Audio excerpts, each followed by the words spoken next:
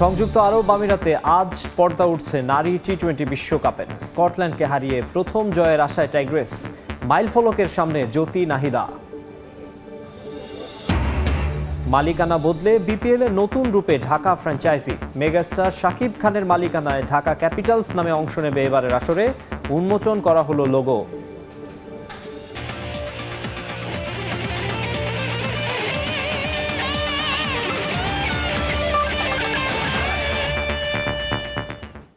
বিশ্বের নানা প্রান্তের খেলাধুলার খবর নিয়ে আমাদের নিয়মিত আয়োজন খেলার সময়, আর এই আয়োজনে আপনাদের সঙ্গে আছি আমি মাকসুম আলম খান।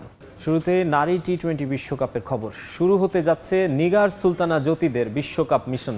এবারের আসরের উদ্বোধনী ম্যাচে তাদের প্রতিপক্ষ প্রথমবারের মতো এই টুর্নামেন্টে খেলতে যাওয়া স্কটল্যান্ড। জয় দিয়ে নিজেদের মিশন শুরুর পাশাপাশি দীর্ঘ 10 বছরের অপেক্ষার অবসানের সুযোগ লাল সবুজের সামনে। হাতছানি দিয়ে ডাকছে ব্যক্তিগত মাইলফলকও। শারজাতে ম্যাচ শুরু আজ বাংলাদেশ সময় বিকাল 4টায়। ঘর ছেড়ে ভিনদেশ, সব ঠিক থাকলে হোম অফ ক্রিকেটে নিজেদের বিশ্বকাপ পথচলা শুরু করত বাংলাদেশ। তবে রাজনৈতিক অস্থিরতায় সেই ম্যাচ ভেন্যু এখন শারজাতে। শারজার গরম নিয়ে চিন্তা আছে, তবে বাঘিনীদের চেয়ে সে কন্ডিশন বেশি ভোগাবে প্রতিপক্ষ স্কটল্যান্ডকে। লাল সবুজের আত্মবিশ্বাসের জায়গা নিজেদের বোলিং ইউনিট, বিশেষ করে অভিজ্ঞ স্পিনার নাহিদ আক্তার। সাকিব মোস্তাফিজের পর তৃতীয় বাংলাদেশি হিসেবে টি-20তে 100 শিকারের মাইলফলক পূরণে যার অপেক্ষা আর মাত্র 1 উইকেটের। বিশেষ মাইলফলকের সামনে দাঁড়িয়ে বাংলাদেশ অধিনায়ক নিজেও প্রথম বাংলাদেশি হিসেবে মেয়েদের ক্রিকেটে 100 আন্তর্জাতিক টি-20 খেলার অপেক্ষায় জ্যোতি। মাইলফলকের ম্যাচটা জয় দিয়ে রাঙাতে চান এই উইকেট রক্ষক ব্যাটার। 100তম ম্যাচ খেলার আসলে অনুভূতিটা অন্যরকম। অনেক বেশি খুশি বলবো যে হ্যাঁ, এবং অনেক সময় আসলে অবাকও লাগে। মনে হচ্ছিল যে এই হয়তো বা ক্যারিয়ার শুরু করেছে এবং দেখতে দেখতে প্রায় 100টা ম্যাচ হয়ে যাচ্ছে। যদি আল্লাহ পাক সুস্থ রাখেন আগামীকালকে সেটা হবে। সো দিক থেকে আমি অনেক বেশি আনন্দিত এবং সবথেকে বেশি খুশি হব যেন এই 100তম ম্যাচে যদি আমি বাংলাদেশের জয়ে নিজের কোনো কন্ট্রিবিউশন রাখতে পারি, সেটা হবে আমার জন্য সবথেকে মেমোরেবল। দেশের মাটিতে লম্বা সময় অনুশীলন ক্যাম্পের পর টুর্নামেন্টের আগে দুই এশিয়ান জায়ান্টের বিপক্ষে দুটি প্রস্তুতি ম্যাচ খেলে বাংলাদেশ। প্রথমটায় লঙ্কানদের কাছে হারলেও পাকিস্তানকে হারিয়ে প্রস্তুতিটা খারাপ হয়নি Nigar Sultana জ্যোতিদের। I think we are representing to 200 million in this tournament, so everyone is looking forward to this tournament. I think when you talk about the first two games, practice games, the first game didn't go as we expected, but the second game against Pakistan, girls played really well. So the tournament is very much live and positive for Bangladesh. প্রথমবারের মতো বিশ্বকাপে জায়গা করে নেয়া স্কটিশদের বিরুদ্ধে পরিসংখ্যানটা দারুণ বাঘিনীদের। 4 দেখায় 4 বারই জয় পেয়েছে লাল সবুজের প্রতিনিধি। তবে সে সংখ্যার হিসেব ছাপিয়ে দীর্ঘ 10 বছরের আক্ষেপ অবসানের সুযোগ জ্যোতি নাহিদাদের সামনে। 2014 সালের পর 4টি ভিন্ন বিশ্বকাপ খেললেও এখনো জয়ের দেখা পায়নি বাংলাদেশ। এবার সুযোগ সেই আক্ষেপ মেটানোর। গ্রুপ বি এর প্রথম ম্যাচে ফুল ফিট স্কোয়াড পাচ্ছেন কোচ হাসান তিলকারাত্নে। সাব্বির মিথুন, সময় সংবাদ। এই মুহূর্তে সংযুক্ত আরব আমিরাতের দুবাইয়ে আছেন সহকর্মী শিবলি আল সাদিক। নারী বিশ্বকাপের সবশেষ খবর জানতে আমরা সরাসরি যুক্ত হচ্ছি তার সঙ্গে। শিবলি, সংযুক্ত আরব আমিরাতে শারজা স্টেডিয়ামে আজকে বিশ্বকাপ স্কোয়াড শুরু হতে যাচ্ছে। তো আজকে যে নারী বিশ্বকাপের প্রথম ম্যাচ দিয়ে শুরু করতে হচ্ছে বাংলাদেশের নারী টি-20 ক্রিকেট দল। এবং টি-20 ক্রিকেট দলে আজকের যে স্কোয়াড রয়েছে সেটা অত্যন্ত আত্মবিশ্বাস নিয়ে মাঠে নামবে। আপনারা জানেন সংযুক্ত আরব আমিরাতের মাটিতে 2টি প্রস্তুতি ম্যাচ খেলেছে ইতিমধ্যে বাংলাদেশ নারী ক্রিকেট দল।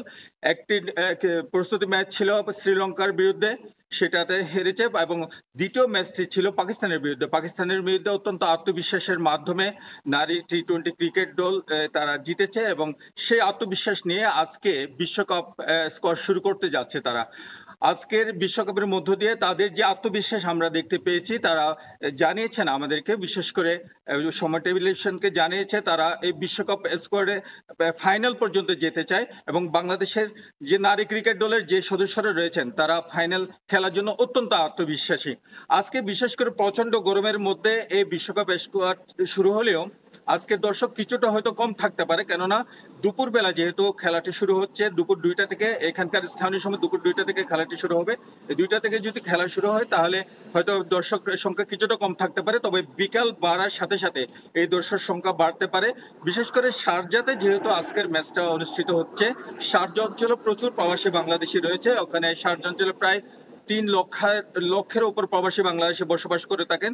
সেহেতু আজকের এই ম্যাচ যে অসংখ্য প্রবাসী বাংলাদেশি হয়তো বিকেলের টাইমে হয়তো অংশগ্রহণ করতে পারেন এই ম্যাচে এসে, এবং অনেকে কর্মক্ষেত্রে থাকার কারণে হয়তো ম্যাচে অংশগ্রহণ করতে পারবে না। তারপরও অসংখ্য প্রবাসী আমাদেরকে জানিয়েছেন তারা বাংলাদেশ দলকে উৎসাহিত করতে, বাংলাদেশ দলকে অনুপ্রেরণা যোগাতে এবং নারী ক্রিকেট দলকে অনুপ্রেরণা যোগাতে তারা মাঠে হাজির থাকতে চান। অনেকে ইতিমধ্যে প্রচারণা চালিয়েছেন এবং ক্রিকেট দলকে উৎসাহিত করার জন্য বিভিন্ন রকম প্ল্যানিং করেছেন, বিভিন্ন রকম আয়োজন করেছেন। আজকে এই স্কোয়াডের আজকে যে ম্যাচটি অনুষ্ঠিত হবে সেটা জেতার জন্য অত্যন্ত আত্মবিশ্বাসী বাংলাদেশ ক্রিকেট দল। এই ম্যাচটি জিততে পারলে তারা আগামী ম্যাচেও তারা জেতার সম্ভাবনা রাখে বলে তারা আশা প্রকাশ করেছেন। আমার কাছে নারী বিশ্বকাপ টি20 নিয়ে সর্বশেষ ছিল এই তথ্য। নারী টি20 বিশ্বকাপ শুরু হচ্ছে আজ। প্রথম ম্যাচেই বাংলাদেশ এবং স্কটল্যান্ড মুখোমুখি হবে, সেই খবর জানাতে দুবাই থেকে যুক্ত হয়েছিলেন সহকর্মী শিবলি আল সাদিক। এবারে টাইগার ক্রিকেটের খবর।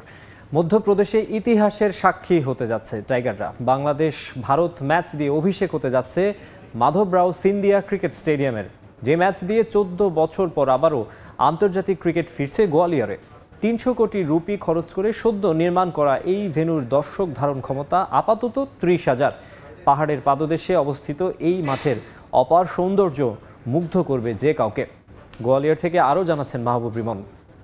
বাংলাদেশ ভারত 3 ম্যাচ টি20 সিরিজের প্রথম ম্যাচ দিয়ে গোয়ালিয়রবাসীর অবসান হচ্ছে দীর্ঘ 14 বছর অপেক্ষার। আবারও আন্তর্জাতিক ক্রিকেট ফিরছে এখানে। তবে সবচাইতে আইকনিক ক্যাপ্টেন রূপ সিং ক্রিকেট স্টেডিয়াম নয়, এই ম্যাচ হবে একেবারে ব্র্যান্ড নিউ ভেন্যুতে।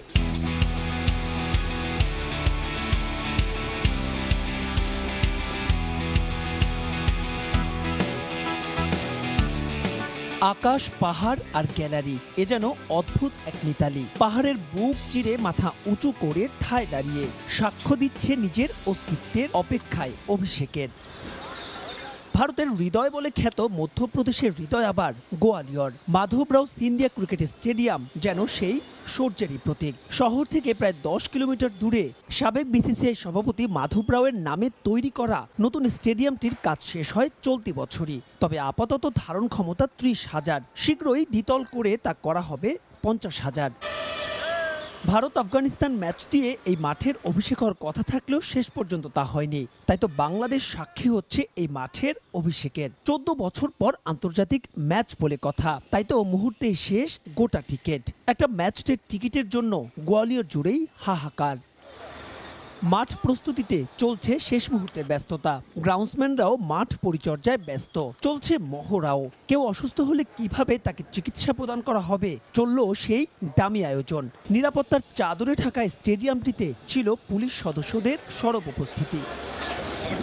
তবে অপার এই সৌন্দর্যের আড়ালেও লুকিয়ে আছে অদ্ভুত এক দুর্বলতা। খুব দ্রুত এই স্টেডিয়ামটির নির্মাণ কাজ শেষ করায় মাঠের পাশ দিয়ে যাওয়া একটি পানি নিষ্কাশন ক্যানেলের পথ আটকে দিয়েছে স্টেডিয়ামটির বাউন্ডারি লাইন। গেল মাসে ভারী বৃষ্টিপাত হওয়ায় পাহাড় থেকে আসা ঢলে ভেঙে যায় স্টেডিয়ামের দেয়াল, পানি ঢুকে পড়ে মূল মাঠে।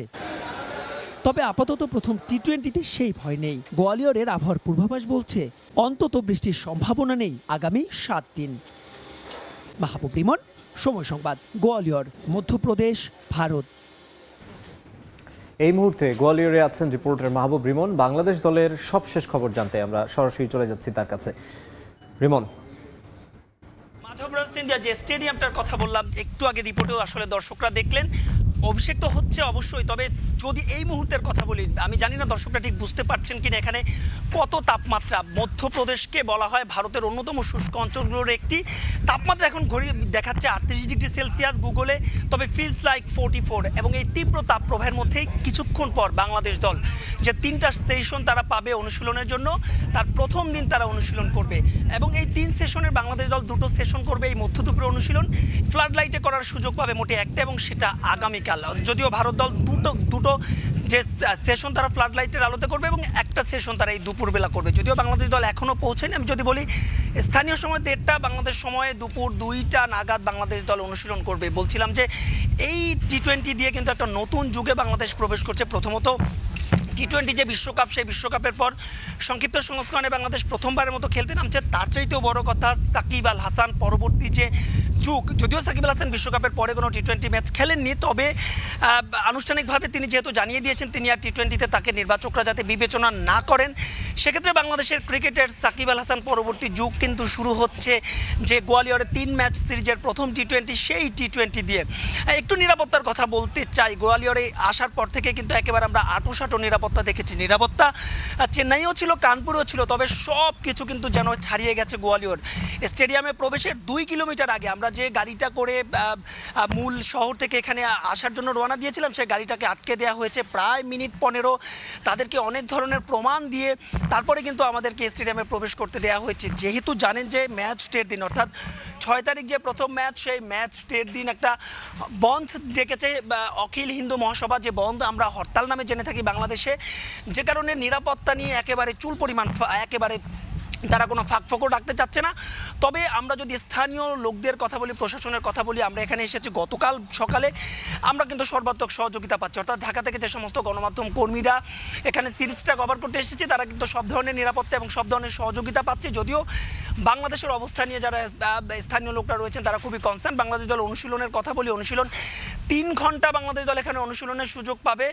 তবে কেউ সেন্টার উইকেটের বাস্তবতা মেনে আসলে সেন্টার উইকেট ব্যবহারের সুযোগ পাবে না, যেহেতু একেবারে ব্র্যান্ড নিউ ভেন্যুতে খেলা হচ্ছে। অর্থাৎ এই ম্যাচ দিয়ে, বাংলাদেশ ভারত ম্যাচ দিয়ে এই ভেন্যুর অভিষেক হচ্ছে।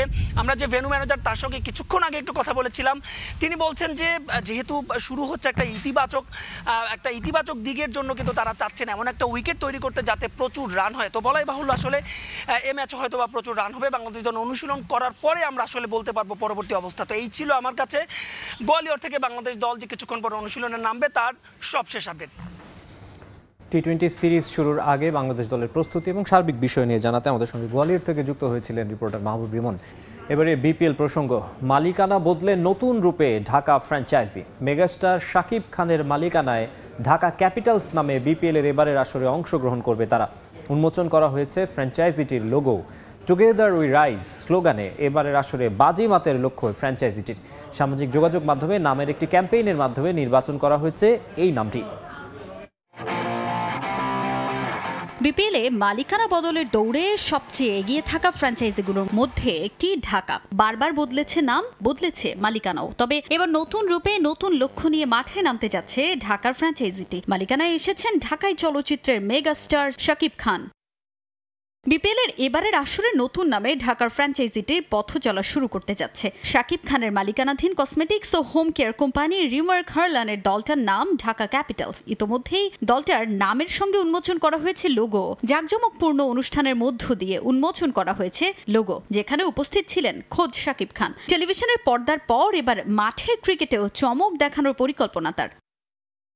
কোম্পানিটির হেড অফিসে ঢাকা ক্যাপিটালসের মালিক হিসেবে ফ্র্যাঞ্চাইজিটির লোগো উন্মোচন করেন শাকিব। টুগেদার উই রাইজ স্লোগানে এবার বাজিমাতের লক্ষ্য দলটার। গেল কিছুদিন ধরেই সামাজিক যোগাযোগ মাধ্যম ফেসবুকে চলছিল ফ্র্যাঞ্চাইজিটির নাম নির্বাচনের ক্যাম্পেইন। সেই পোস্টগুলোতে ক্রিকেট প্রেমীদের ব্যাপক আগ্রহ লক্ষ্য করা যায়। তাদের পাঠানো সব নাম থেকে প্রাথমিকভাবে সেরা 3টি নাম বাছাই করা হয়। সেই 3টির মধ্য থেকে একটি নির্বাচনের আহ্বান জানানো হলে জনগণের বিপুল ভোটে নির্বাচিত করা হয় ঢাকা ক্যাপিটালস নামটিকে। যদিও শোনা যাচ্ছিল ঢাকার নবাব নামে এবারের আসরে মাঠে নামবে দলটা। নতুন আঙ্গিকে মাঠে নামার আগে বড় চমকের প্রত্যাশা শাকিব খানের। দেশি বিদেশি খেলোয়াড়ের সম্মেলনে গঠিত দল নিয়ে এবার বাজিমাতের লক্ষ্য তাদের। সমস্ত কল্পনা জল্পনা ফেলে ঢাকা টিম আপনাদের সামনে হাজির হয়েছে। আমি আছি আতিক ফাহাদ, সিইও হিসেবে, আর আমার সাথে আছেন আপনাদের সবার পরিচিত মেগাস্টার শাকিব খান। আমরা সব সময় আপনাদেরকে সাথে নিয়ে এগিয়ে যাওয়ার চেষ্টা করি। আপনাদের সকলের মতামতই আমাদের কাছে সবচেয়ে বেশি প্রাধান্য পায়। তাই এবারের বিপিএল আসরে আমাদের টিমের নাম সাজেস্ট করতে দেশ বিদেশে থাকা আমার অসংখ্য ভালোবাসার মানুষ এবং ক্রিকেট প্রেমীরা যে আগ্রহ দেখিয়েছে, যে রেসপন্স করেছে, তাতে আমরা সবাই খুবই আনন্দিত, খুবই উচ্ছ্বসিত। তাই আপনাদের মতামতকে প্রাধান্য দিয়ে আমাদের টিমের নামকরণ হয়েছে ঢাকা ক্যাপিটালস। আপনাদের সকলের সমর্থন ও ভালোবাসায় ঢাকা ক্যাপিটাল অর্জন করবে সর্বোচ্চ সাফল্য। আগামী 27 ডিসেম্বর মাঠে গড়াবে বিপিএল এর এবারের আসর। তাজিন খন্দকার, সময় সংবাদ। দেশের ফুটবল প্রসঙ্গ, বাতিল করা হলো গোপালগঞ্জ, ফেনী, শেরপুর এবং লালমনিরহাটের কাউন্সিলরশিপ। ফর্ম জালিয়াতির প্রমাণ মেলায় আসন্ন বাফুফে নির্বাচনে এই 4 ডিএফএর কোনো প্রতিনিধি অংশ নিতে পারবে না। কুড়িগ্রাম ডিএফএ এবং এফসি উত্তরবঙ্গ ও সিদ্দিক বাজার জুনিয়র ঢাকা স্পোর্টিং নিয়ে অভিযোগ থাকলেও যাচাই বাছাইয়ে টিকে গেছে তাদের প্রতিনিধি। এদিকে ডেলিগেট বাছাইয়ে গতকাল সারা দিন বাফুফেতে ছিল উত্তপ্ত পরিস্থিতি। অপ্রীতিকর পরিস্থিতি এড়াতে মোতায়েন ছিল পুলিশ। নামে ফুটবল ফেডারেশন, কাজে যত সব অফুটবলীয় কার্যক্রমের বাহার। নির্বাচন এলে তা আরো বেড়ে যায় বহুগুণে। সারা বছর মাঠে ফুটবল রাখার খবর নাই, অথচ ভোটের লড়াই এলে তাদের ব্যাপক দৌড়ঝাঁপ। কে হবে কাউন্সিলর তাই নিয়ে বাফুফেতে ধাওয়া, পাল্টা ধাওয়া, হাতাহাতি, শোডাউন। পরিস্থিতি সামাল দিতে পুলিশ পর্যন্ত মোতায়েন করতে হয়েছে। এর আগে সকাল সকাল নির্ধারিত সময়ে বাফুফে কার্যালয়ে হাজির হন ডেলিগেট মনোনয়নের জটিলতা নিরসন কমিটির সদস্যরা। তাদের কাছে অভিযোগ 7টি, সেটা পর্যবেক্ষণে পার ঘন্টা 10। ফর্ম জালিয়াতির প্রমাণ মেলায় বাতিল গোপালগঞ্জ, ফেনী, শেরপুর এবং লালমনিরহাট জেলা ফুটবল অ্যাসোসিয়েশনের কাউন্সিলরশিপ। টিকে গেছেন কুড়িগ্রাম ডিএফ-এর মানস চন্দ্র দাস থলু, এফসি উত্তরবঙ্গের রায়হান কবির এবং সিদ্দিক বাজার জুনিয়র ঢাকা স্পোর্টিং এর আহাত ব্যাপারী। 7টা পেয়েছি। এই 7-এর মধ্যে আমরা 4টা বাতিল আর 3টাকে আমরা বৈধতার রেখেছি, আর বৈধ বলে রেখেছি। বাতিল 4টা হলো ফেনী, শেরপুর, তারপরে গোপালগঞ্জ আর হলো লালমনিরহাট।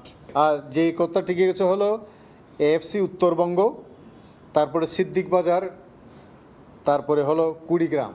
বাফুফে নির্বাচনের জন্য 30 সেপ্টেম্বর পর্যন্ত কাউন্সিলরশিপ ফর্ম জমা পড়ে 137টি। 4টি বাতিল হওয়ায় বৈধ ডেলিগেট দাঁড়ালো 133 জন, যার চূড়ান্ত অনুমোদন দেবে বর্তমান নির্বাহী কমিটি তাদের শেষ কার্যনির্বাহী কমিটির সভায়। লাস্ট আমাদের ছিল 137টা, এখান থেকে 4টা বাদ হলো, তার মানে হচ্ছে 133টা। সো 133টা আমাদের এক্সিকিউটিভ কমিটিতে আমি উঠাবো। তারা কথাবার্তা বলে আলোচনা করে ফাইনাল ডিসিশন এক্সিকিউটিভ কমিটি নেবে। যেহেতু আপনি জানেন ভোটার লিস্ট চূড়ান্ত করার দায়িত্ব বাংলাদেশ ফুটবল ফেডারেশনের এক্সিকিউটিভ কমিটির। কাউন্সিলরশিপ তালিকা চূড়ান্ত করার পাশাপাশি কাজী সালাহুদ্দিনের কমিটি গঠন করে দেবে নির্বাচন কমিশন। এরপর প্রক্রিয়া মেনে বাফুফে নির্বাচনের তফসিল ঘোষণা করবে কমিশন। এস.এম. ইকবাল, সময় সংবাদ, ঢাকা। লিওনেল মেসিকে রেখেই বিশ্বকাপ বাছাই আসন্ন 2 ম্যাচের জন্য 27 সদস্যের দল ঘোষণা করেছেন Argentine coach Lionel Scaloni. Copa আমেরিকার পর ইনজুরির কারণে দল থেকে ছিটকে যান বিশ্বসেরা এই ফুটবলার। প্রথমবারের মতো দলে ডাক পেয়েছেন মিডফিল্ডার নিকো পাজ। কোপা আমেরিকার ফাইনালের পর আর্জেন্টিনার জার্সি গায়ে আর দেখা যায়নি লিওনেল মেসিকে। চোটের কারণে 2 মাসের জন্য মাঠের বাইরে চলে যান বিশ্বকাপ জয়ী এই ফুটবলার। তাকে ছাড়াই বিশ্বকাপ বাছাইয়ের শেষ 2 ম্যাচ খেলেছিল আলবিসেলেস্তেরা। 2 ম্যাচেই হয়েছে ভিন্ন অভিজ্ঞতা। চিলিকে 3-0 গোলে উড়িয়ে দিলেও কলম্বিয়ার কাছে হারতে হয়েছে 2-1 গোলে। অক্টোবর উইন্ডোতে আরও 2টি বিশ্বকাপ বাছাই পর্বের ম্যাচ খেলবে আর্জেন্টিনা। 11 অক্টোবর তাদের প্রতিপক্ষ ভেনেজুয়েলা এবং 16 অক্টোবর মেসিদের লড়তে হবে বলিভিয়ার বিপক্ষে। এই ম্যাচের জন্য 27 সদস্যের দল ঘোষণা করেছেন Argentine coach Lionel Scaloni.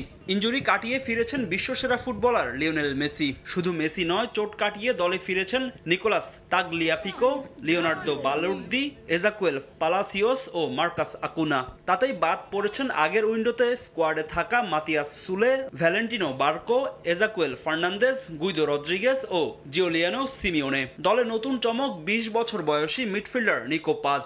Real মাদ্রিদের একাডেমি থেকে উঠে আসা এই ফুটবলার এখন খেলছেন ইতালিয়ান ক্লাব কোমোতে। ফিফার নিষেধাজ্ঞা থাকায় দলে নেই এমিলিয়ানো মার্তিনেজ।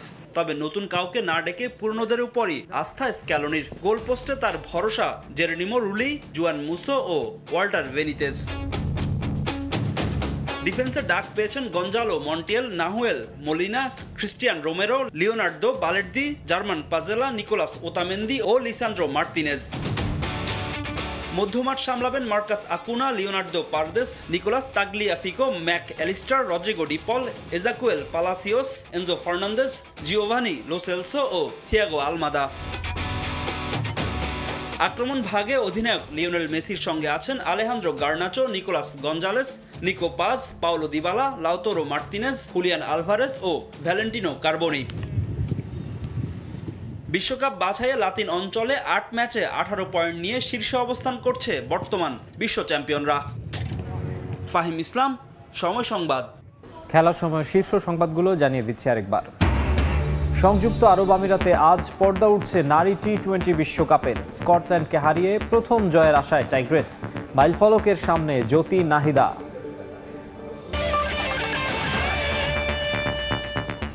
এই ছিল খেলার সময়ে, সঙ্গেই থাকুন সময়।